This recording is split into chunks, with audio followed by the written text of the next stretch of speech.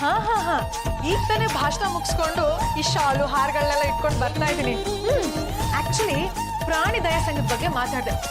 ಈ ಪ್ರಾಣಿಗಳನ್ನ ಹೇಗೆ ರಕ್ಷಣೆ ಮಾಡಬೇಕು, ಎಸ್ಪೆಷಲಿ ಈ ಸಾಕು ಪ್ರಾಣಿ ಇರ್ತಲ್ಲ ನಾಯಿ, ಅದನ್ನ ಹೇಗೆ ದಯೆಯಿಂದ ನೋಡ್ಕೋಬೇಕು ಅಂತ ಭಾಷಣ ಮಾಡಿದೆ. ನಾನು ಭಾಷಣ ಕೇಳಿ ಮಹಿಳಾ ಸಂಘದವರೆಲ್ಲ ಫುಲ್ ಖುಷಿಯಾಗಿ ಜೋರಾಗಿ ಚಪ್ಪಲಿ ತಟ್ಟಿ ಶಾಲ್ ಹಚ್ಚಿ ಹಾರ ಹಾಕಿ ಸನ್ಮಾನ ಮಾಡ್ತಿದ್ರು. ದಯೆ ಧರ್ಮದ ಮೂಲವಯ್ಯ, ನಾಯಿಗೆ ಇರುವುದು ಬಾಲವಯ್ಯ. ಪ್ರಾಣಿ ದಯಾ ಸಂಘಕ್ಕೆ ಜಯವಾಗಲಿ, ಹೋಟೆಲ್ ಮಾಲೀಕರ ಸಂಘಕ್ಕೆ ಜಯವಾಗಲಿ. ಏನಂತೆ? ನಿಮ್ ಸೊಸೆ ಮಹಿಳಾ ಸಂಘಕ್ಕೆ ಹೋಗಿ ನಾಯಿಗಳ ಬಗ್ಗೆ ಮಾತಾಡಿ ಹಾರ ಹಾಕ್ಸ್ಕೊಂಡು ಶಾಲ್ ಹಚ್ಕೊಂಡ್ ಬಂದಿದ್ದಾರೆ. ಅಲ್ಲ, ಇವಾಗ ಮಾತಾಡಕ್ಕೆ ಬೇರೆ ಪ್ರಾಣಿಗಳೇ ಸಿಗ್ಲಿಲ್ವಾ? ನಾನೇನ್ ಕೇಳ್ತೀರಾ? ಹೋಗಿ ಅವ್ರನ್ನ ಕೇಳಿ. ಹೋಟೆಲ್ ಮಾಲೀಕರ ಸಂಘಕ್ಕೆ ಯಾಕೋ ಜೈಕಾರ ಹಾಕ್ತಿದ್ಯಾ? ಅವ್ರು ಜೈಕಾರ ಹಾಕಿದ್ರೆ ಮಾತಾಡೋದಕ್ಕೆ ಸಬ್ಸಿಡಿ ಕೊಡ್ತಾರೆ ಕಡೆ. ನಾನೀಗ ಮಾತಾಡ್ತಿರೋದು ಪ್ರಾಣಿಗಳ ಬಗ್ಗೆ, ಅದ್ರಲ್ಲೂ ಈ ಸಾಕು ಪ್ರಾಣಿಯಾದ ನಾಯಿನ ತುಂಬಾ ಪ್ರೀತಿಯಿಂದ ನೋಡ್ಕೋಬೇಕು. ನಾಯಿನ ಪ್ರೀತಿಯಿಂದ ನೋಡ್ಕೋಬೇಕು ಅನ್ನೋರು ನಮ್ಮ ಅಣ್ಣನ್ ಯಾಕೆ ನೋಡ್ಕೋತಾ ಇಲ್ಲ? ನಿಮ್ಮ ಅಣ್ಣನ ಮುಖ ನಾಯಿ ತರ ಇಲ್ವಲ್ಲ, ಅದಕ್ಕೆ. ಆದ್ರೂ ಪದ್ದು ಹಬಿನ ನಾಯಿ ಜೊತೆ ಕಂಪೇರ್ ಮಾಡಬಾರ್ದು, ನಾಯಿಗೆ ಅವಮಾನ ಆಗ್ಬಿಡುತ್ತೆ. ಬಲು ಇವತ್ತು ಮಹಿಳಾ ಸಂಘದಲ್ಲಿ ನಾಯಿ ಬಗ್ಗೆ ಹೇಗ್ ಸ್ಪೀಚ್ ಮಾಡಿದೆ ಅನ್ನೋದನ್ನ ಎಲ್ಲರ ಹತ್ರನೂ ಹೇಳ್ಕೋಬೇಕು. ಎಲ್ಲರನ್ನ ಕರಿಯೇ. ಚಂಪಾ ಬಾರೆ ಇಲ್ಲಿ. ನನಗೆ ಅಡ್ಗೆ ಮನೆಯಲ್ಲಿ ಬೇಕಾದಷ್ಟು ಕೆಲಸ ಇದೆ. ನಿಮ್ ಮಾತುಗಳನ್ನ ಕೇಳಿಸ್ಕೊಳ್ಳೋದಕ್ಕೆ ಯಾರನ್ನ ದುಡ್ಡು ಕೊಟ್ಟು ಕಳ್ಸ್ಕೊಳ್ಳಿ. ಅತ್ತೆ ಬ್ಲೆಸ್ ಮೀ. ಮುಟ್ಟಬೇಡ, ನಿನ್ನ ಕೈಗಳಿಂದ ನನ್ನ ಪಾದಗಳನ್ನು ಮುಟ್ಟಿ ಅಪವಿತ್ರಗೊಳಿಸಬೇಡ. ಆ ಯೋಗ್ಯತೆ ನಿನಗಿಲ್ಲ. ದೂಲ ದೂಲ. ಯಾಕತ್ತೆ ಇದಕ್ಕಿಂತ ರೈಸ್ ಆಗ್ಬಿಟ್ರಿ? ಮತ್ತಿನೇನಮ್ಮ, ಅದೇನು ಮಹಿಳಾ ಸಂಘದಲ್ಲಿ ಕಿಸ್ತಿದ್ದೀನಿ ಅಂತ ನನ್ ಮುಂದೆ ಕೊಚ್ಕೊಳಕ್ ಬಂದಿದ್ಯಲ್ಲ, ನನ್ ಕೇಳಕ್ ಪುರುಸೊತ್ತಿದೆ ಅಂತ ತಿಳ್ಕೊಂಡ್ಯಾ? ರಾಮಾಯಣ ಮಹಾಭಾರತ ಓದೋದಿದೆ, ಬರ್ತೀನಿ. ಮತ್ತು ನನ್ ಪ್ರಾಣಿಗಳ ಬಗ್ಗೆ ಮಾತಾಡೋದನ್ನ ಯಾರು ಕೇಳಿಸ್ಕೊಳ್ಳೋದಕ್ಕೆ ರೆಡಿನೇ ಇಲ್ವಲ್ಲೋ? ನಾನ್ ಸ್ಪೀಚ್ ಮಾಡೋದನ್ನ ಯಾರು ಕೇಳಿಸ್ಕೊತಾರೋ ಅವ್ರಿಗೆ 1 kg ಸ್ವೀಟ್ ಕೊಡಿಸ್ತೀನಿ. ಅದಕ್ಕೆ ಮೊದಲು ಸ್ವೀಟ್ ಕೊಟ್ಬಿಡಿ. ಭಾಷಣ ನಿಮ್ ಮಾತುಗಳನ್ನೆಲ್ಲ ಒಂದ್ ಸಿಡಿಲ್ ರೆಕಾರ್ಡ್ ಮಾಡಿ ಕೊಟ್ಬಿಡಿ. ನನಗೆ ಯಾವಾಗ ಬಿಡು ಆಗುತ್ತೋ ಅವಾಗ ಕೇಳ್ಕೊತೀನಿ.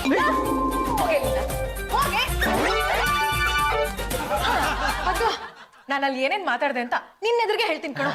ಪ್ರಾಣಿಗಳು ಜಾಜಿ ಅವ್ರೆ, ನಾನು ಈಗಾಗ್ಲೇ ಮಹಿಳಾ ಸಂಘದಲ್ಲಿ ನಿಮ್ ಭಾಷಣ ಕೇಳಿ ಚಪ್ಪಾಳೆ ತಟ್ಟಿ ಕೈನ ಮರಗಟ್ಟಿಸ್ಕೊಂಡ್ಬಿಟ್ಟಿದೀನಿ. ಮನೇಲಿ ಬಿಡುವಾಗಿರೋನು ಅಂದ್ರೆ ಪಾಂಡುರಂಗ ಗಂಡುಗಲಿ, ಎಡಗೈ ಬಲಗೈ ಕರೆದು ಅವನಿಗೆ ಬಳೆ ಕೊಡಿರಿ.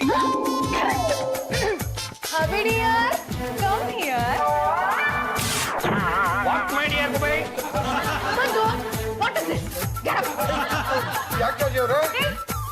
ಇವ್ರನ್ನ ಯಾರು ಅನ್ಕೊಂಡಿದ್ಯಾ? ಈ ಗಲಿಗಲಿ ವಂಶದ ಅದೇ ಆ ವಂಶದ ಲಾಸ್ಟ್ ಆಫ್ ಲಾಸ್ಟ್ ಪೀಸು. ಇವ್ರಿಗೆ ರೆಸ್ಪೆಕ್ಟ್ ಕೊಡ್ಬೇಕು. ನಮ್ ಕಾಮನ್ ಸೆನ್ಸ್ ಎಲ್ಲ ನಿಂಗೆ. ಚಾಚಿ ಚಂಬಲ್ ಇವತ್ತು ಬೆಳಗ್ಗೆ ಎದ್ದ ತಕ್ಷಣ ನಾನು ದಾರು ಮುಖ ನೋಡಿದೆ ಅಂತ. ಅದನ್ನ ನೀವೇ ಹೇಳ್ಬೇಕು. ಅಲ್ಲವೇ, ತಾವು ದಯವಿಟ್ಟು ಮಾತನ್ನ ಮುಂದುವರಿಸಿ. ಮನುಷ್ಯನಾಗಿ ಹುಟ್ಟಿದ ಮೇಲೆ ಪರಸ್ಪರ ಪ್ರೀತಿ ಇರಬೇಕು, ಅನುರಾಗ ಇರಬೇಕು, ಒಬ್ಬರನ್ನ ಒಬ್ರು ಲೈಕ್ ಮಾಡ್ಬೇಕು. ಬರೀ ಬಾಯಿ ಮಾತಿನಲ್ಲಿ ಹೇಳಿದ್ರೆ ಸಾಲದು, ಇವನ್ನೆಲ್ಲ ಒಂದೇ ಒಂದ್ಸಲನಾದ್ರೂ ಜೀವನದಲ್ಲಿ ಕಾರ್ಯಗತ ಮಾಡಿ ತೋರ್ಸಬೇಕಾಗುತ್ತೆ. ಮುಗ್ದಿಲ್ಲ, ಸರಿಯಾಗಿ ಕೇಳಿಸ್ಕೊಳ್ಳಿ. Please continue. ಕಷ್ಟದಲ್ಲಿ ಇರ್ಬೇಕಾದ್ರೆ ಇನ್ನೊಬ್ರು ಹೆಲ್ಪ್ ಮಾಡ್ಬೇಕು. ಟೈಮಿಗೆ ಕರೆಕ್ಟ್ ಆಗಿ ಫುಡ್, ವಾಟರು, ಶೆಲ್ಟರ್ ಕೊಟ್ಟು ಸದಾ ಬೆಚ್ಚಗೆ ಇಟ್ಟಿರ್ಬೇಕು. ಪದಪ್ಪ ಬೆಚ್ಚಗೆ ಗಿಚ್ಚಿಗೆ ಅಂತ ಮಾತಾಡ್ತವ್ರೆ. ಹಣ್ಣನ್ನು ಬೇರೆ ರೆಡಿ ಮಾಡಿಟ್ಟವ್ರೆ ಅಂದಮೇಲೆ ಇವತ್ತು ರಾತ್ರಿ ನಮಗೇನೋ ಕಾದಿದೆ. ಅರೇ ಜಾಜಿ ಜಂಬಲ್ದಿ ನೀವ್ರೆ, ತಾವು ಇಷ್ಟೆಲ್ಲ ಮಾತಾಡ್ತಾ ಇರೋದು ನಮ್ಮ ಬಗ್ಗೆ ತಾನೇ? ಅಲ್ಲ, ನಾಯಿ ಬಗ್ಗೆ. ಹೌದು ರೀ, ಇದೇ ಮನೆ. ಬರ್ತಾರೋ ಇಲ್ವೋ ಯಾರಿಗ್ ಗೊತ್ತು. ಬಂದ್ಮೇಲೆ ನೀವೇ ಕೇಳ್ಕೊಳ್ಳಿ. ಯಾರ್ದ ಫೋನು? ಯಾರ್ದಾದ್ರೂ ಆಗಿರ್ಲಿ, ನೀವ್ಯಾಕೆ ನಂಬರ್ನ ಊರವ್ರಿಗೆಲ್ಲ ಕೊಡೋದು? Don't talk rubbish. ಈ ಮನೆ ಯಾರ್ದು? ನಂದು. ಫೋನ್ ಅಂದ್ಮೇಲೆ 4 ಫೋನ್ ಬರುತ್ತೆ ಹೋಗುತ್ತೆ. ಅದನ್ನೆಲ್ಲ ಕೇಳೋದು ನೀನ್ ಯಾರೇ? ಯಾಕೆ ಫೋನ್ ಮಾಡಿದ್ದು? ನೀವು ಊರಿಗೆ ಹೋಗಿ ಭಾಷಣ ಮಾಡ್ಬೇಕಂತೆ. ಯಾವ್ದ್ರ ಬಗ್ಗೆ? ನಾಯಿ ಬಗ್ಗೆ. ಅಕ್ಕೆ, ನೀವು ನಾಯಿ ಬಗ್ಗೆ ಭಾಷಣ ಮಾಡ್ತಾ ಇದ್ರಿ ನೋಡಿ, ನಾಯಿನ ಎತ್ಕೊಂಡ ಬಂದ್ಬಿಟ್ಟಿದ್ದೀನಿ. ಎಲ್ಲಿಂದ ತಂದೆ? ಪಾಪ ರಸ್ತೆಯಲ್ಲಿ ಅನಾಥವಾಗಿ ಬಿದ್ದಿತ್ತು. ಬಸ್ಕೋಕಾಗೋ ಸಿಕ್ಕಾಕೊಂಡು ಸತ್ತೋಗ್ಬಿಟ್ರೆ ಕಷ್ಟ ಅಂತ ನಾನು ಮನೆಗೆ ಇಟ್ಕೊಂಡ್ಬಂದೆ. ಒಳ್ಳೆ ಕೆಲಸ ಮಾಡಿದೆ. ಇನ್ಮೇಲೆ ಕ್ಯೂಟ್ ನಾಯಿ ಮರಿನ ನಾನೇ ಸಾಕ್ತೀನಿ. ಏನಂತ ಹೆಸರಿಡೋದು? ನಿಮ್ ಹೆಸರು ಇಟ್ಬಿಡಿ.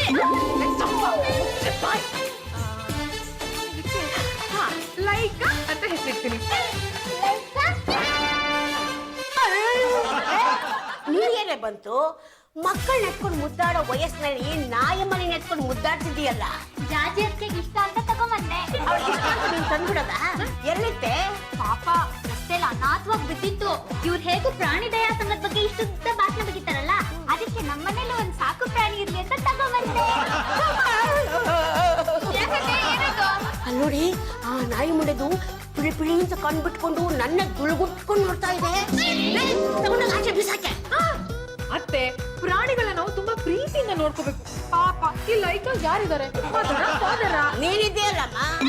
ಈ ನಾಯಿ ಏನಾದ್ರೂ ಅಡ್ಗೆ ಮನೆಗೆ ಬಂದ್ ಹಾಲ್ಗಿಲ್ ಕುಡಿಬೇಕು, ಬಾಲ ನಂಗಂಗೆ ಕತ್ತರಿಸ್ಬಿಡ್ತೀನಿ. ಚಂಪಾ, ನಾಯಿ ಮರನ ಕಟ್ ಮಾಡಿದ್ರೆ ಏನ್ ಶಿಕ್ಷೆ ಅಂತ ಗೊತ್ತು ತಾನೆ? ಇದು ಆ ಕಡೆ ಈ ಕಡೆ ಹೋಗ್ಬಾರ್ದು. ಆ ತರ ನಾನು ನೋಡ್ಕೋತೀನಿ. ನೋಡಮ್ಮ, ಈಗ ಈ ಮನೇಲಿರೋ ಪ್ರಾಣಿಗಳೇ ಸಾಕು. ಇದೊಂದು ಪ್ರಾಣಿ ಬೇಕಾ?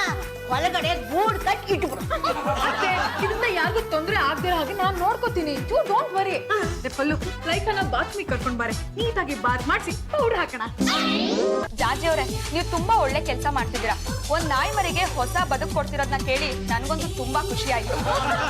ಅನುಷಾ, ಆಲ್ರೆಡಿ ಈ ವಿಷಯ ನಿನಗೆ ಗೊತ್ತಾಗೋಯ್ತಾ? ಹೌದು, ನನ್ನ ಫ್ರೆಂಡ್ಸ್ ಹೇಳಿದ್ರು ಜಾಜಿ ಅವರು ಒಂದ್ ನಾಯಿ ಮರಿನ ಅಡಾಪ್ಟ್ ಮಾಡ್ಕೊಂಡಿದ್ದಾರೆ, ಅದಕ್ಕೆ ಡೈಲಿ ಹಾಲು ಕುಡಿಸ್ತಾರೆ ಅಂತ. ಆಕ್ಚುಲಿ ಮಹಿಳಾ ಸಂಘದಲ್ಲಿ ಈ ಟಾಪಿಕ್ ಬಗ್ಗೆ ಒಂದು ದೊಡ್ಡ ಭಾಷಣ ಮಾಡಿದ್ದೆ. ಗೊತ್ತು. ನಾನ್ ಅವತ್ತಲ್ಲಿ ಬಂದಿರ್ಲಿಲ್ಲ. ತುಂಬಾ ಚೆನ್ನಾಗಿ ಭಾಷಣ ಮಾಡಿದ್ರಂತೆ. ನೀವು ಮಾಡಿದ ಭಾಷಣ ನಾಯಿಗಳು ಕೇಳಿಸ್ಕೊಂಡಿದ್ರೆ ತುಂಬಾ ಚೆನ್ನಾಗಿರ್ತಿತ್ತು. ಅನುಷಾ, ಅವತ್ತು ಏನ್ ಸ್ಪೀಚ್ ಮಾಡಿದೆ ಅಂತ ಈಗ ಇನ್ನೊಂದ್ಸಲ ಮಾಡಿ ತೋರಿಸ್ಲಾ? ನೀವು ತುಂಬಾ ಚೆನ್ನಾಗಿ ಭಾಷಣ ಮಾಡ್ತೀರಾ ಅಂತ ನನಗೆ ಗೊತ್ತು. ಈಗ ಸುಮ್ಮನೆ ಯಾಕೆ ಟೈಮ್ ವೇಸ್ಟ್? ಅನುಷಾ, ನನ್ನನ್ನ ಮಾತಾಡಿಸ್ಬೇಕು ಅಂತ ನಮ್ಮ ಮನೆಗೆ ನನ್ನನ್ನು ಹುಡ್ಕೊಂಡು ಬಂದು ಡೈನಿಂಗ್ ಟೇಬಲ್ ಮೇಲೆ ಕೂತ್ಕೊಂಡು ಏನೇ ಮಾಡ್ತಾರೆ. ಪಾಂಡ್ರಂಗ್ ಅವರೇ, ನೀವು ಮಿಸ್ಟೇಕ್ ಮಾಡ್ಕೊಂಡಿದ್ದೀರಾ. ನಾನ್ ನೋಡಕ್ ಬಂದಿರೋದು ನಿಮ್ನಲ್ಲ, ನಾಯಿ ಮರಿನ. ಹೇಗೋ ಆ ನಾಯಿಗಳ ಮೇಲೆ ಕಣ್ಣು ಬಿದ್ದು ಬಿಡ್ತಾ. ಅನುಷಾ, ನಾನು ನಿನ್ನ ಸರಿಯಾಗಿ ಗಮನಿಸ್ಲೇ ಇಲ್ಲ. ಯಾಕೆ ನೀನು ಸಿಕ್ಕಾಪಟ್ಟೆ ಸಣ್ಣ ಆಗ್ಬಿಟ್ಟಿದ್ಯಲ್ಲ? ಅದಕ್ಕೆ ನಾನು ಜಗತ್ತಿನ ಎಲ್ಲಾ ಹುಡುಗಿಯರ ಹತ್ರ ಬಡ್ಕೊಳ್ಳೋದು. ಯಾವ ಟೈಮಲ್ಲಿ ಏನೇನು ಆಗ್ಬಿಡ್ಬೇಕು ಅದೆಲ್ಲ ಆಗ್ಬಿಡ್ಬೇಕಮ್ಮ. ನೋಡು, ಈ ಮದುವೆ ಆದ್ಮೇಲೆ ಈ ಹುಡುಗಿಯರು ಇದ್ದಕ್ಕಿದ್ದಂಗೆ ಯಾವ ತರ ದಪ್ಪ ಆಗ್ಬಿಡ್ತಾರೆ ಗೊತ್ತಾ? ಅಬಿ, ಅಯ್ಯ ಸುಮ್ಮನೆ ಇರದೆ, ಮದುವೆ ಆಗಿ ಇಷ್ಟು ವರ್ಷ ಆಯ್ತು. ಒಂದ್ ದಿವಸನಾದ್ರೂ ದಪ್ಪ ಆದ್ರೆ ಇಲ್ಲ ಒಂದ್ ದಿವಸನಾದ್ರೂ ಸಣ್ಣ ಆದ್ರೆ ಪಾಪ ಅವ್ರಿಗಾದ್ರೂ ಅವನ್ನೆಲ್ಲ ಅನುಭವಿಸೋದಕ್ಕೆ ಅವಕಾಶ ಮಾಡಿಕೊಡ್ತೀವಿ. ಅದು ನೋಡು ಅನುಷಾ, ಈ ಮದುವೆ ಆಗುತ್ತಲ್ಲ ಅವತ್ತು ಸಂಜೆ ಮುಂದೆ ಒಂದು ರಿಸೆಪ್ಷನ್ ಅಂತ ನಡೆಯುತ್ತೆ.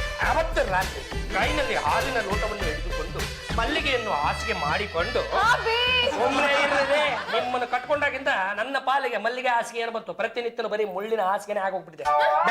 ಬೇಡ, ಈ ವಿಷಯ ಇಲ್ಲಿಗೆ ಬಿಟ್ಟಾಕ್ಬಿಡೋಣ. ಇಲ್ಲಾಂದ್ರೆ ನನ್ನ ಖರಾಬ್ ಮನಸ್ಸು ಇನ್ನೆಲ್ಲೆಲ್ಲೋ ಹೋಗ್ಬಿಡುತ್ತೆ. ಅದು ನಿಜ ಹೇಳು ಕಳ್ಳಿ, ನೀನು ಯಾಕೆ ಇದು ಮದುವೆ ಆಗಿಲ್ಲ? ನಿಮ್ಮಂತ ಒಳ್ಳೆ ಹುಡುಗ ಸಿಗ್ಬೇಕಲ್ಲ. ಎಣ್ಣೆ ಹಂಗಾಗಿ ಗಿಂಟು ಬಿಡ್ತೀನಿ. ನಾನೇ ನಿನ್ನ ಪಾಲಿಗೆ ಸತ್ತೋಗಿದ್ದೀನಿ. ಒಂದು 2 ವರ್ಷದ ಮುಂಚೆ ಸಿಕ್ಕದ್ರೆ ನಿನ್ಗೆ ಏನು ಬಂದಿತ್ತು ತೊಟ್ಟರೋಗ. ಈಗಲೂ ಏನು ಕಾಲ ಮಿಂಚಿಲ್ಲ ಅನುಷಾ. ಜಾಜಿ ಅವರ ಪರ್ಮಿಷನ್ ತಗೋ, ನಾನು ನಿನಗೆ ಮಾಡಿಕೊಟ್ಟೆ ಬಿಡಿ.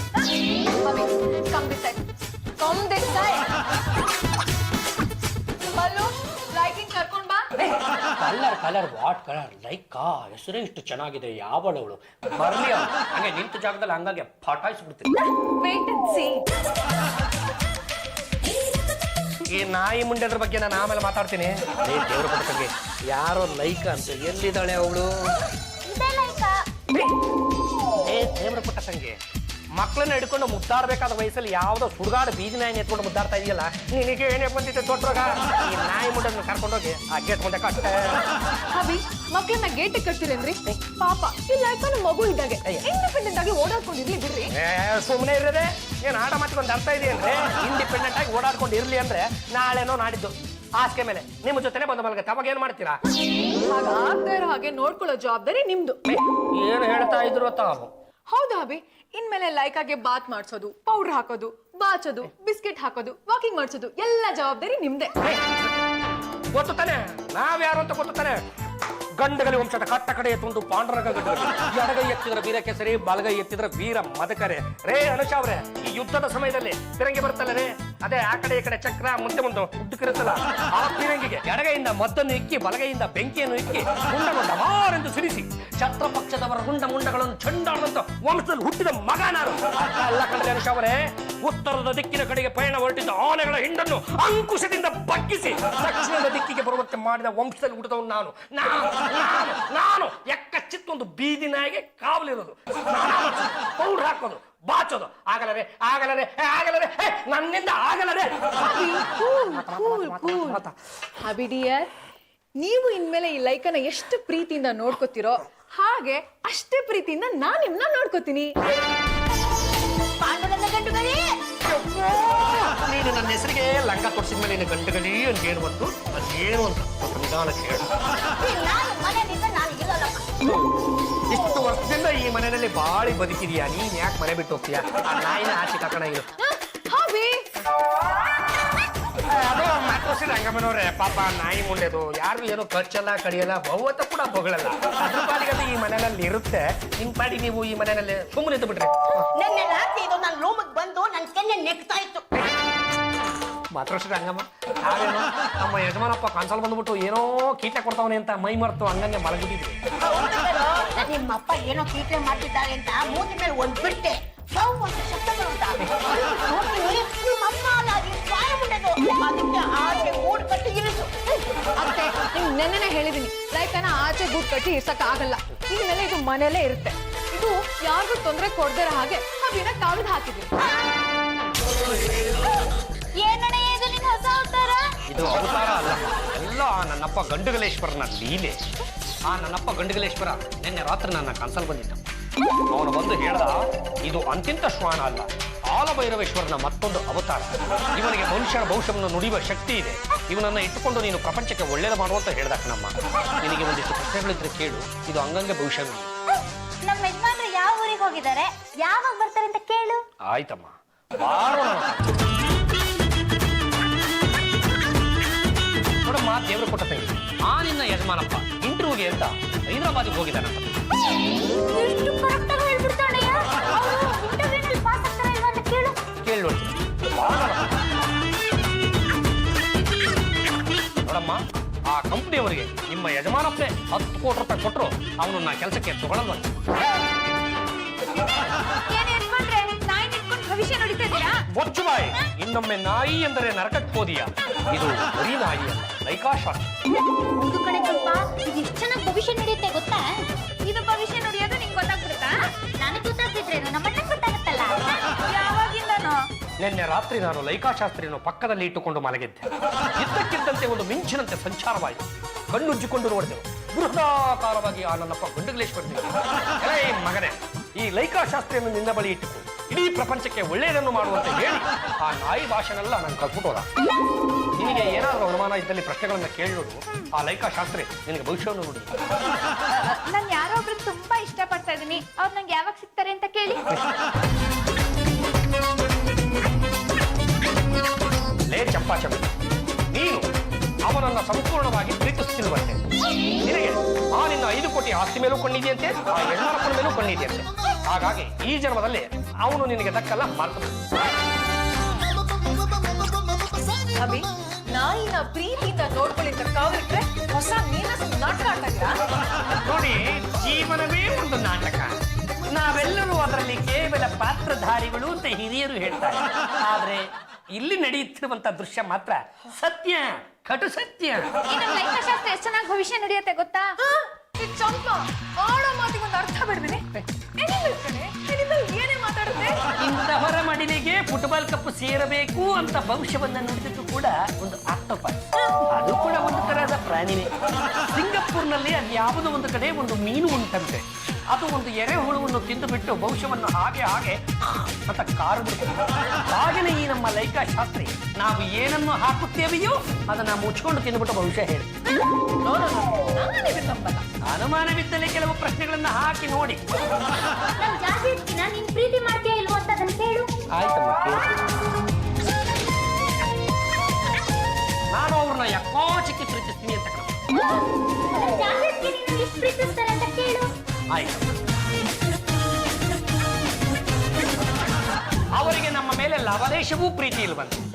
ಅವರು ಈ ವಂಶಕ್ಕೆ ಸೊಸೆಯಾಗಿ ಬಂದಿರುವುದೇ ಈ ವಂಶವನ್ನ ನಿರ್ವಂಶ ಮಾಡೋದಕ್ಕೆ. ಕರೆಕ್ಟಾಗಿ ಹೇಳಿದೆ. ನನ್ನ ಯಜಮಾನ ಮೇಲಕ್ಕೆ ಹೋದವಳು ತಿರುಗಿ ಬಂತಾಳ, ಕೇಳಿ ನೋಡು. ಮಾತೃಶ್ರೀ ರಂಗಮ್ಮನವರು, ನಿಮ್ಮ ಯಜಮಾನರಷ್ಟು ನಿನ್ನ ಕಾಟವನ್ನು ತಾಳಲಾರದೆ ಅವರು ಮೇಲಕ್ಕೆ ಹೋಗಿರೋದಂತೆ. ಅವರೀಗ ನೃತ್ಯಗಾರ್ತಿಯರ ನೃತ್ಯದಲ್ಲಿ ಮೈ ಮರೆತಿರೋದ್ರಿಂದ ಬರೋದಕ್ಕೆ ಅವ್ರ ಹತ್ರ ಸಮಯ ಇಲ್ವಂತೆ. ಆದಷ್ಟು ಬೇಗ ನಿನ್ನನ್ನೇ ಅಲ್ಲಿ ಕರ್ಸ್ಕೋತಾರಂತೆ. ನಾಯಂ ನಾಯೇಣ ನಾಯಸ್ಯ ನಾರಾಯಣೇನ ನಾರದಸ್ಯ ತ್ರಿಪೀತಿಯಂ ಪುರುಷಕಾರೇನ ದೈವಂ ನಾಸಿತ. ಸತ್ತಕ್ಕೆ ಮಗದತ್ತು ಹೆಸರು ನಾಯಿ. ನಿಯತ್ತಿಗೆ ಮತ್ತೊಂದು ಹೆಸರು ನಾಯಿ. ಇಂತಹ ನಮ್ಮ ಲೈಕಾಶಾಸ್ತ್ರಗಳು ನಿಮ್ಮೆಲ್ಲರಿಗೂ ಭವಿಷ್ಯವನ್ನ ನುಡಿಬೇಕು ಅಂತ ತುದಿಗಾಲ ಮೇಲೆ ನಿಂತಿದ್ದಾರೆ. ಹಾಗಾಗಿ ಮಹಾಭಕ್ತರೇ, ನಿಮ್ಮ ಸಮಸ್ಯೆಗಳು, ನಿಮ್ಮ ಪ್ರಶ್ನೆಗಳು ಅವು ಏನೇನು ಇದೆಯೋ ಹಿಂದೂ ಮುಂದೆ ನೋಡದೆ, ಮನಸ್ಸಿನಲ್ಲಿ ಯಾವ ಅಳುಕು ಅಂಜಿಕೆಯನ್ನು ಇಟ್ಟುಕೊಳ್ಳದೆ ಒಂದೊಂದಾಗಿ ನಿರ್ಭಡೆಯಿಂದ ಕೇಳ್ಕೊಳ್ಳಿ. ಸ್ವಾಮಿ, ಕೋರ್ಟಲ್ಲಿ ನಂದೊಂದು ಕೇಸ್ ಇದೆ. ಆ ಕೇಸು ನನ್ನ ಕಡೆನೇ ಆಗುತ್ತಾ? ಭಕ್ತ, ಹೆದರದಿರು. ನಿನ್ನದೇ ಎಂದೆಂದಿಗೂ ಗೆಲುವು ನಿನ್ನದೇ. 1,000 ರೂಪಾಯಿ ಕಾಣಿಕೆ ತಂದುಬಿಟ್ಟು ಇಲ್ಲಿಟ್ಬಿಟ್ಟು ಇವನ ಆಶೀರ್ವಾದವನ್ನು ತಗೋಬಾ ಮೂರ್ಖ.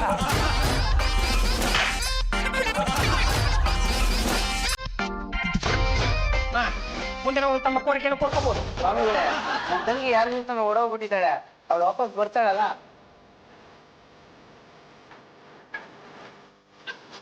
ಮೂರ್ಖ, ನಿನ್ನ ತಂಗಿ ಓಡಿ ಹೋಗಿರುವುದು ಯಾವನೋ ಜೊತೆ ಅಲ್ಲ. ಅವಳು ಯಾವನನ್ನ ಲವ್ ಮಾಡ್ತಿದ್ದಳು ಅವನ ಜೊತೆ ಓಡಿ ಹೋಗಿದ್ದಾಳೆ. ಬಿಡು, ಅವರಿಬ್ಬರ ಚಿಂತೆಯನ್ನು ಬಿಟ್ಟು ಬಿಡು. ನೀನು ನಿರ್ಭಯದಿಂದ ಇರು. ತೋರಿಸ್ತಿರು, ಹತ್ತಿಸಿಕೊಂಡು ಹೋದವನು ಮುಂದಿನ ಸಲ ಬರುವ ಎಲೆಕ್ಷನ್ ನಲ್ಲಿ ಅವನು MLA ಆಗಿ ಗೆಲ್ಲುತ್ತಾನೆ. ಮೂರ್ಖ, ಅವರಿಬ್ಬರು ಸುಖವಾಗಿರ್ತಾರೆ. ನೀನು ತಂದು 1,000 ಕಾಣಿಕೆ ಇಟ್ಟು ಆಶೀರ್ವಾದ ಯೋಗ್ಯ. ನಿಂದ ಮದುವೆ ಆಗಿದೆಯೋ? ಯೋಚನೆ ಮಾಡಬೇಡ. ಒಪ್ಪತ್ತಿನಲ್ಲಿ ನಿಮ್ಮ ತಂಗಿ ಅವನನ್ನು ಓಡಿಸ್ಕೊಂಡು ಹೋದ್ಲಲ್ಲ, ಹಾಗೆ ನೀನು ಯಾವಲ್ಲಾದ್ರೂ ಓಡಿಸ್ಕೊಂಡು ಹೋಗಿ ಮದುವೆ ಆಗ್ತೀಯ. ನೋಡ್ರೆ ಗೊತ್ತಾಗುತ್ತೆ ನಿಮ್ದೆಲ್ಲ ಓಡಿ ಹೋಗೋ ಕಾಂದ. ಹಾಗಿದ್ರೆ ನಾನು MLA ಆಗ್ಬೋದ ಸ್ವಾಮಿಗಳೇ? MLA ಅಂತೂ ಖಂಡಿತ ಆಗೋದಿಲ್ಲ. ನಿಮ್ಮ ತಂಗಿ ಗಂಡ MLA ಕಾರ್ ಡ್ರೈವರ್ ಆಗ್ತೀಯ. ಆಶೀರ್ವಾದ ಮುಂದೆ ಹೋಗೋ. ಅಣ್ಣಯ್ಯ, ಮನೆಯಲ್ಲಿರೋರ್ಗೆ ಭವಿಷ್ಯ ಹೇಳೋದ್ ಬಿಟ್ಟು ಬೇರೆ ಯಾರ್ಯಾರಿಗೂ ಭವಿಷ್ಯ ಹೇಳ್ತಾ ಇದೆಯಲ್ಲ? ಮೊದ್ಲು ಬಂದಿದ್ ನಾವು, ಮೊದ್ಲು ನಮ್ದು ಕೇಳ್ತೀವಿ, ಆಮೇಲೆ ನಿಮ್ದು. ತೆಪ್ಪಗ್ ನಿಂತ್ಕೊಳ್ಳಿ. ಬಂದಾಗ್ಲೇ ನನ್ ಕಷ್ಟ ಹೇಳ್ಕೊಂಡೆ. ನನ್ಗೆ ಯಾವಾಗ ಒಳ್ಳೇದಾಗುತ್ತೆ? ಅಯ್ಯೋ ಮೂರ್ಖ, ನೀನೇನೋ ನಿನ್ನ ಕಷ್ಟವನ್ನು ಹೇಳಿಕೊಂಡಿದ್ದಾಯ್ತು. ಆದ್ರೆ ನಾನು ನಮ್ಮ ಲೈಕಾಶಾಸ್ತ್ರಗಳು ಬೊಗಳುವುದನ್ನೇ ಕಾಯ್ತಿದ್ದೇನೆ. ಆದ್ರೆ ಏನ್ ಮಾಡೋದು, ಇವನು ಸೈಲೆಂಟ್ ಆಗಿದ್ದಾನೆ. ಅವನು ಯಾವ ಕ್ಷಣ ಬೊಗಳುತ್ತಾನೋ ಆ ಕ್ಷಣದಲ್ಲಿ ನಿನಗೆ ಒಳ್ಳೇದಾಗುತ್ತೆ. ಬೇಗ ಬೊಗಳ್ತಿ, ಎಷ್ಟು ಖರ್ಚಾದ್ರೂ ಪರವಾಗಿಲ್ಲ, ಕೊಡ್ತೀನಿ. ನಿನ್ನಂತ ನತದೃಷ್ಟನನ್ನ ಇಡೀ ಭೂಮಿ ಮೇಲೆ ಹುಡುಕಿದ್ರೂ ಸಿಕ್ಕದಿಲ್ಲ. ಅಪಭ್ರಂಶಿ ತಂದು ನಮ್ಮ ಲೈಕಾಶಾಸ್ತ್ರಗಳು ಬೊಗಳಿಲ್ಲ ಅಂದ್ರೆ ನಾನೇನು ಮಾಡಿ? ಏನು ಬಾಲವನ್ನು ಎಳೆದ್ಬಿಟ್ಟು ಬೊಗಳಿಸಲೆ, ಇಲ್ಲ ಅಲ್ಟನ್ನು ಜಿಗಿಟ್ಬಿಟ್ಟು ಬೊಗಳಿಸಲೆ? ಮೂರ್ಖ, ಕಡು ಮೂರ್ಖ. ನಮ್ಮ ಲೈಕಾಶಾಸ್ತ್ರಗಳು ಇಷ್ಟೊತ್ತಾಗಲೇ ಬೊಗಳಬೇಕು. ಇಷ್ಟೊತ್ತಾದ್ರೂ ನಾವು ಬೊಗಳದನ್ನ ಸೈಲೆಂಟ್ ಆಗಿ ನಿತ್ಯ ಹೊಡಿತಾ ಇದ್ದಾರೆ ಅಂದ್ರೆ ನೀನೇನು ಮಾಡಬಾರ್ದಂತಹ ಪಾಪವನ್ನು ಮಾಡ್ತೀಯೋ ಪರಮ ಪಾಪಿಷ್ಟ. ಇದೆಲ್ಲ ಶಾಂತಿ ಆಗಬೇಕು ಅಂದ್ರೆ ಈ ಲೈಕಾಶಾಸ್ತ್ರಕ್ಕೆ ನಾನು ಪ್ರಾರ್ಥನೆಯನ್ನು ಮಾಡಿಸ್ಬೇಕು. ಒಂದು ತುಲಾಭಾರ ಅಂತ ಅವನ್ನೆಲ್ಲ ನಾನು ಮನೆಯಲ್ಲೇ ಮಾಡಿಸಿ ನಮ್ಮ ಲೈಕಾಶಾಸ್ತ್ರಗಳು ಬೊಗಳಿದ್ದನ್ನ ಸಿಡಿ ಮಾಡಿ ನಿನಗೆ ಕಳಿಸ್ಕೊಡ್ತಾನೆ. 5,000 ಮಡಿಗೆ ಆಶೀರ್ವಾದ ತಗೊಳ್ಳೋ ಪಾಪಿಷ್ಟ.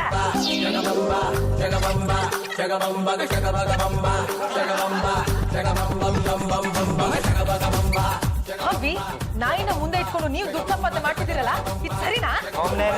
ಈ ಗಂಡಿಗಳಿಂದ ತಗೊಂಡೋಗಿ ನಾಯಿ ಕಾಯ ಕೆಲ್ಸಕ್ಕೆ ಹಾಕ್ಬಿಟ್ರಲ್ಲ, ನಾವಿಷ್ಟು ಲಾಭ ಮಾಡ್ಕೊಳ್ಳೋದಿದ್ರೆ ಹೇಗೆ ನೋಡಿ. ಇನ್ಮೇಲಿಂದ ನಾವು ಮಾಡ್ತಾ ಇದ್ದ ಎಲ್ಲಾ ವೃತ್ತಿನ ಕೈ ಬಿಟ್ವಿ, ಇದೇ ವೃತ್ತಿನ ಮುಂದುವರಿಸಿದ್ವಿ. ಯಾವ ಸ್ವಾಮಿಗಳಿಗೆ?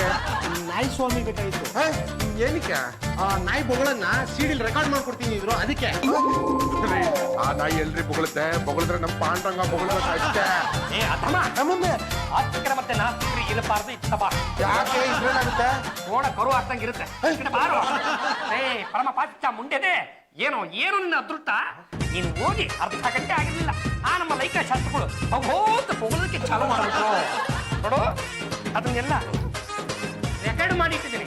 ಬೆಳಗ್ಗೆ ಎದ್ದ ತಕ್ಷಣ ಸೂರ್ಯ ಯಾವ ದಿಕ್ಕಿಗೆ ಹುಟ್ಟುತ್ತಾನೋ ಆ ದಿಕ್ಕಿಗೆ ಮುಖವನ್ನು ತಿರುಗಿಸ್ಬಿಟ್ಟು ಈ ಸೀಡಿಯನ್ನು ಪ್ಲೇ ಮಾಡ್ಬಿಟ್ಟು ಒಂದು ಅರ್ಧ ಗಂಟೆ ಕೇಳೋ, ನಿನ್ನ ಬಾಳ ಬಂಗಾರ ಆಗುತ್ತೆ. ಆಗ್ಲೇ 5,000 ಕೊಟ್ಟಿದ್ದಲ್ಲೋ, ಇದೆಷ್ಟಿದೆ? 10,000 ಇದೆ. ಪಾಂಡರಂಗ, ಆ ನಾಯಿ ಬೊಗಳದಿಲ್ವಲ್ಲೋ, ಹೇಗೋ ರೆಕಾರ್ಡ್ ಮಾಡ್ದೆ? ಈ ನಾಯಿನ ತಗೊಂಡೋಗಿ ಹೆಣ್ಣಾಯಿ ಹತ್ರ ಬಿಟ್ಟೆ, ಆ ನಾಯಿ ಮುರ್ರೋ ಅಂತ ಬೋಳಕ್ ಶುರು ಮಾಡ್ಬಿಟ್ಟು ಹಂಗಂಗೆ ರೆಕಾರ್ಡ್ ಮಾಡ್ಬಿಟ್ಟೆ. ನಾಯಿ ಸ್ವಾಮಿಗಳೇ, ಬಾರೋ ಪಾಪಿಷ್ಟ, ಏನಾಯ್ತು ನಿನ್ನ ಕೋರ್ಟ್ ಕೇಸು? ಕೋರ್ಟ್ ಕೇಸು ನನ್ನ ಕಡೆನೇ ಆಗೋಯ್ತು. ಮತ್ತೆ ನನಗೇನು ಇಲ್ವೋ? ಖುಷಿಯಿಂದ 10,000 ರೂಪಾಯಿ ಕೊಡ್ತಾ ಇದೀನಿ, ತಗೊಳ್ಳಿ, ಇಟ್ಕೊಳ್ಳಿ. ಬೆಳಗ್ಗೆ ಎದ್ದ ತಕ್ಷಣ ನಾಯಿ ಫೋಟೋ ಕೊಟ್ಟಿದ್ದಿಲ್ಲ, ಅದಕ್ಕೆ ಪೂಜೆ ಮಾಡಿ ಒಳ್ಳೇದಾಗತ್ತೆ. ಲೇ ದಂಡಪಿಂಡ, ಬದುಕೋದು ಹೇಗೆ ಅಂತ ನಾನು ನೋಡಿ ಕಲ್ತ್ಕಳ. ಬೈ ಸೊಮೆ, ಭವಿಷ್ಯ ಕೇಳ್ತಾರೆ, ನೀವು ಶಿವಲ್ ಬರ್ರಿ. ಭಕ್ತಾದಿಗಳೇ, ಈಗ ಈಗ ನೋಡಿ, ದೇವಸ್ಥಾನದಲ್ಲಿರುವ ಮೂರ್ತಿಯನ್ನು ಯಾರಾದ್ರೂ ಕದಿಯಲಿಕ್ಕೆ ಬಂದಾಗ ನಾವು ಅಂಥವರಿಗೆ ಏನನ್ನು ಮಾಡ್ತೇವೆ? ಹಿಡ್ಕೊಂಡು ಕದರ್ತೇವೆ. ಮೊದಲು ಇವ್ರು ಆ ಕೆಲಸವನ್ನು ಮಾಡಿ. ಲೆಚ್ಚ, ನಿನಗೆ ನಾನು ಒಳ್ಳೇದಾಗುತ್ತೆ ಅಂತ ಹೇಳಿದ್ಮೇಲೆ ಒಳ್ಳೇದಾಗುತ್ತೆ, ಬಿಡಿ ಚಿಂತೆ. ಪಾಂಡುರಂಗ ಅವ್ರೆ, ಸರ್ ನೀವಿಲ್ಲಿ ಏನು ಬಂದಿದ್ದು? ಇವ್ರ ನಾಯಿ ಮರಿನ ನೀವು ಕತ್ಕೊಂಡ್ ಬಂದಿದ್ರಿ ಅಂತ ನಮ್ಗೆ ಕಂಪ್ಲೇಂಟ್ ಬಂದಿದೆ. ಮರ್ಯಾದೆಗೆ ಅವ್ರ ನಾಯಿನ ಕೊಟ್ಬಿಡಿ. ಅದನ್ನ ನಾಯಿನ ಕೊಡೋದಕ್ಕಾಗಲ್ಲ ಸರ್. ಏನು ವಂಶ ಹೇಳ್ಬಿಟ್ಟು 4 ಜನಗಳ ಸೇವೆ ಮಾಡ್ತಾ ಇದ್ದೀನಿ, ಹೇಗೆ ಕೊಡ್ಲಿ? ನಾಯಿ ಮರಿಯಲ್ಲಿರೋ ಭವಿಷ್ಯ ಸುಳ್ಳೇ ಆಗಿಲ್ಲ ಸರ್. ಪಕ್ಕದ ಮನೆ ಪಂಕಜಮ್ಮನಿಗೆ ಮದುವೆ ಆಗೋದಕ್ಕೆ ಯಾರು ಕಾರಣ? ಈ ನಾಯಿ ಮರಿ ಕಾರಣನಾ? ಹೌದು ಸರ್. ಆ ಮೂಲೆ ಮನೆ ಮಾಯಕ್ಕನಿಗೆ ಗಂಡು ಮಗು ಆಗೋದಕ್ಕೆ ಯಾರು ಕಾರಣ? ಈ ನಾಯಿ ಮರಿ ಕಾರಣನಾ? ಹೌದು ಸರ್. ಏನು ಅಂತವ್ರಿಗೆಲ್ಲ ಭವಿಷ್ಯವನ್ನು ಹೇಳ್ಬಿಟ್ಟು 4 ಕಾಸು ಸಂಪಾದನೆ ಮಾಡ್ತಾ ಇದ್ದೀನಿ. ನನ್ನ ಹೊಟ್ಟೆ ಮೇಲೆ ಯಾಕೆ ಸರ್ಕಲ್ ಹಾಕ್ತೀರಾ? ಹಾಗಾದ್ರೆ ನಿಮ್ಮನ್ನ 2 ಕೇಸ್ ಮೇಲೆ ಅರೆಸ್ಟ್ ಮಾಡ್ತಾ ಇದ್ದೀನಿ. 2 ಕೇಸೆ? ಅವು ಯಾವುವು ಸರ್? ಒಂದು, ಇವ್ರ ಮನೆ ನಾಯಿನ ಕತ್ಕೊಂಡ್ ಬಂದಿರೋದಕ್ಕೆ. ಇನ್ನೊಂದು, ಈ ಮೂಕ ಪ್ರಾಣಿ ಇಟ್ಕೊಂಡು ದೊಡ್ಡ ಮಾಡ್ತಾ ಇರೋದಕ್ಕೆ. ನಾರಾಯಣ,